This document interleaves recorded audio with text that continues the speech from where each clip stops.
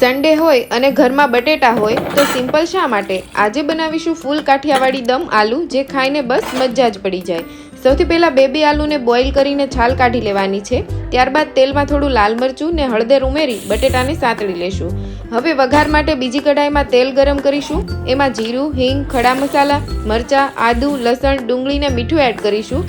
હવે ગ્રેવીને 5 મિનિટ માટે પાકવા દઈશું। ત્યારબાદ ટામેટાની પ્યુરી, હળદર, કાશ્મીરી મરચું ઉમેરી થોડીવાર માટે થવા દઈએ। હવે આવે છે આપણા શાકનો અસલી રાજા, જે છે કિચન એક્સપ્રેસ કિચન કિંગ મસાલા। આ એક મસાલો જ બધા શાકને શાહી બનાવી દે છે। અડધો કપ પાણી ઉમેરી ગ્રેવીને થીક થવા દઈએ।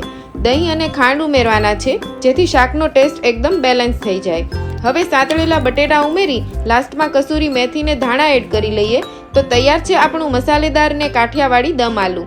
સ્વાદ એવો કે બધાને જોડીને રાખે, તો તમે પણ આજે જ બનાવી લો ને રેસિપી શેર કરવાનું ભૂલતા નહીં।